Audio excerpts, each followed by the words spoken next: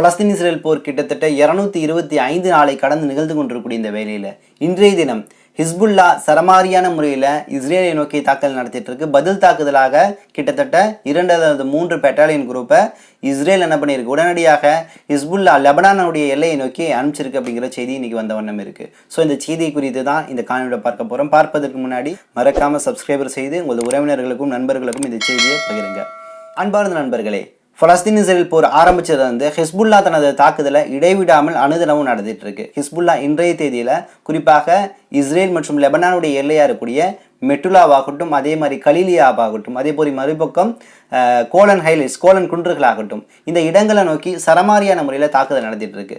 குறிப்பாக இவர்கள் கையில் பார்த்தீங்கன்னா கத்யூஷா என்று சொல்லக்கூடிய ஏவுகணை இருக்குது. இதை வைத்தும் இன்னைக்கு தாக்குதல் நடத்திட்டு இருக்காங்க. இன்றைய தாக்குதலில் குறிப்பாக 5 நடவடிக்கை 5மே கிட்டத்தட்ட இஸ்ரேலுடைய இராணுவ தளவாடங்கள் இருக்கக்கூடிய கிடங்குகளை நோக்கி நடத்தியிருக்கிறாங்க.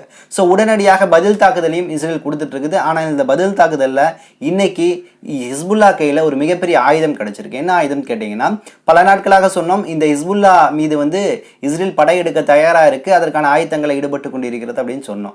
ஸோ இந்த வேளையில் நமக்கு ஒரு கேள்வி வந்துச்சு, எவ்வளோ பெரிய தாக்குதலாக இருந்தாலும் ஏர் டிஃபென்ஸ் சிஸ்டம் என்பது ரொம்ப முக்கியம். ஏன்னா ஈரான் இருந்து நிச்சயமாக ஹிஸ்புல்லா கிடைக்கும் அப்படிங்கிறதா எதிர்பார்த்துட்டு இருந்தோம். ஸோ அந்த அடிப்படையில் ஷாஹத் 2 என்று சொல்லக்கூடிய ஏர் டிஃபென்ஸ் சிஸ்டம் வந்து இன்னைக்கு ஹிஸ்புல்லா கையில் கிடைச்சிருக்கு. ஸோ அந்த அடிப்படையில் பார்த்தீங்கன்னா ஷஹ்ரான் என்று சொல்லக்கூடிய இடத்துல இஸ்ரேல் ஏவிய ஏவுகணையை வந்து இங்கே இருக்கக்கூடிய அந்த ஏர் டிஃபென்ஸ் சிஸ்டம் தடுத்து ஷாஹத் 2 தடுத்து வெடிக்க வச்சிருக்கு. அதோடைய சில பாகங்கள்லாம் அந்த இடத்துல விழுந்ததை அங்கே இருக்கக்கூடிய கிராம மக்கள் எடுத்து புகைப்படங்களாக நீங்கள் சோஷியல் மீடியாவில் வெளியிட்டு கொண்டிருக்கிறார்கள். அப்போ நிச்சயமாக லெபனான் ரொம்ப ஸ்ட்ராங் ஆயிருச்சுன்னு நம்மளால சொல்ல முடியும். நம்மள்ட்ட ஒரு கேள்வி எல்லாம், ஏன் இந்த ஏர் டிஃபென்ஸ் சிஸ்டம் ஹமாஸ் கைக்கு போகல அப்படிங்கிற கேள்வி எல்லாம். ஆனால் ஹமாஸ் கைக்கு போவதற்கான எந்த சூழலும் அங்கே இல்லாதனால இதுவரையும் ஏர் டிஃபென்ஸ் சிஸ்டம் என்ற ஒரு விஷயம் ஹமாஸ் கையில் கிடையாது.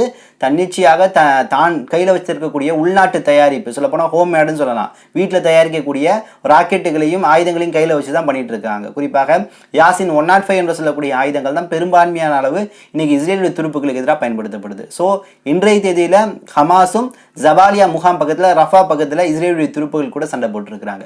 ஸோ இந்த வேளையில் நேற்றைய தினம் ஹமாஸுடைய செய்தி தொடர்பாளர் அபு உபைதா சில செய்திகளை இந்த சமூகத்திற்கு சொல்லியிருக்கிறாரு. குறிப்பாக உலக மக்களுக்கும் சொல்லியிருக்கிறார்.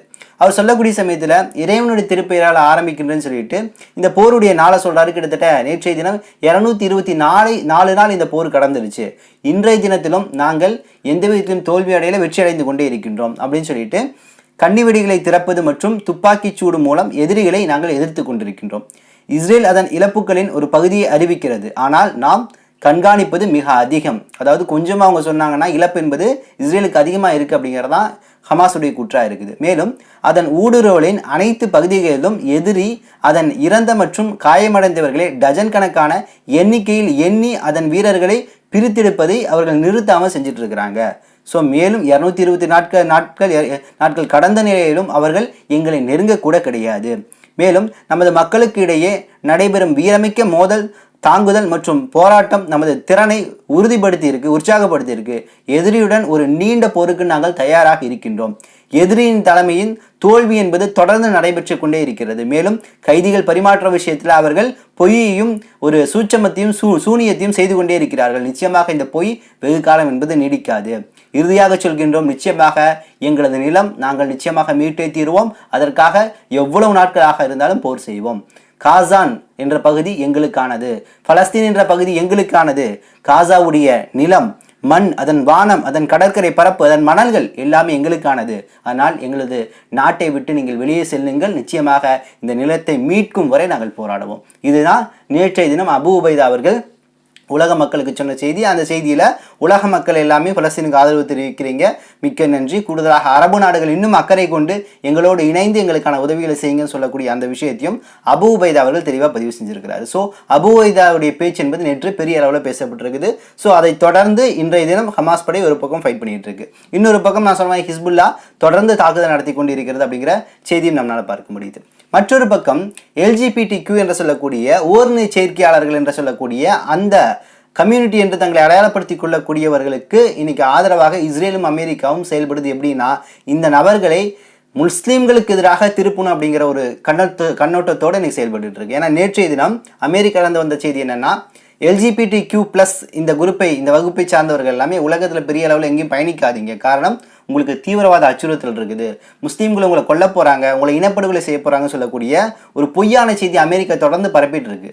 ஸோ ஏன் இப்படி சொல்லுதுன்னு கேட்டிங்கன்னா, இந்த போர் ஆரம்பித்ததுலேருந்து குறிப்பாக இந்த LGBTQ எதிரானவர்கள் தான் ஹமாஸை சார்ந்தவர்கள், முஸ்லீம்கள் என்ற ஒரு வரையறைக்குள்ளே இன்றைக்கி அமெரிக்காவும் இஸ்ரேலும் கருத்தை பரப்பிகிட்டே இருக்குது. ஸோ இந்த கருத்தை நம்பின பல்வேறு LGBTQ+ இந்த இரு வகுப்பை சார்ந்தவர்கள் எல்லாமே கொடியை பிடித்து கொண்டு, இஸ்ரேல் கொடியை பிடித்து கொண்டு, இன்னொரு பக்கம் அந்த வானவில் கொடியை பிடித்து கொண்டு பலஸ்தீன் மக்களுக்கு எதிராகவே இன்றைக்கி போராடிட்டு இருக்கிறாங்க அப்படிங்கிற விஷயத்தை பார்க்க முடியுது.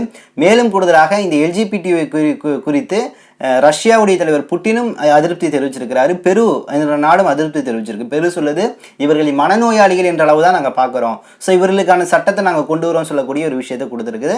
மறுபக்கம் புட்டின் ஆல்ரெடி நிறைய இடத்துல சொல்கிறாரு, போகிற இடத்துலலாம் சொல்லிகிட்டே போகிறாரு, இந்த LGBTQ ஓரினர் சேர்க்கையாளர்களே எங்களுடைய குழந்தைகளை நெருங்காதீர்கள் என்ற எச்சரிக்கையை கொடுக்குறாரு. ஸோ இந்த செயல்பாடுகளும் இந்த இஸ்ரேல் அமெரிக்கா பரப்பக்கூடிய இந்த பொய்யும் ஒன்றாக சேர இருப்பதனால என்ன ஆகிறாங்க, இந்த LGBTQ சார்ந்தவர்கள் எல்லாமே இன்னைக்கு இஸ்ரேலுக்கு அதிகமான முறையில் சார்புடைய நிலையில் இருக்கிறாங்க அப்படிங்கிற ஒரு விஷயத்தை நம்மளால் பார்க்க முடியுது. மறுபக்கம் ஈரான் இன்னைக்கு தெளிவாக ஒரு முடிவு பண்ணிடுச்சு, இனிமேல் நேட்டோவுடைய வழித்தடத்தில் இருக்கக்கூடிய நீரிணையில் நாங்கள் பயணிக்க மாட்டோம், நேட்டோட வழித்தடத்தில் யூரோப் கண்ட்ரியில் இருக்கக்கூடிய நீரிணை வழியாக எங்களது வர்த்தகத்தை செய்ய மாட்டோம், நாங்கள் ஈரானில் இருக்கக்கூடிய சபகர் துறைமுகத்தின் வழியாக வர்த்தகம் செய்வோம், ஆண்டுக்கு $30 மில்லியன் வர்த்தகம் செய்ய நாங்கள் காத்திருக்கோம் அப்படின்னு சொல்லக்கூடிய செய்திகளை இன்னைக்கு வெளியிட்டு இருக்கு. ஸோ இதன் வழியாக ஈரான் மென்மேலும் வளர்ச்சி அடைஞ்சிட்டு இருக்கு அப்படிங்கிற ஒரு விஷயத்தை தான் நம்மளால் பார்க்க முடியும். இன்னும் சில தகவல்களை திரட்டி கொண்டு இன்ஷா அல்லாஹ் விரைவில் உங்களை சந்திக்கின்றேன். நன்றி.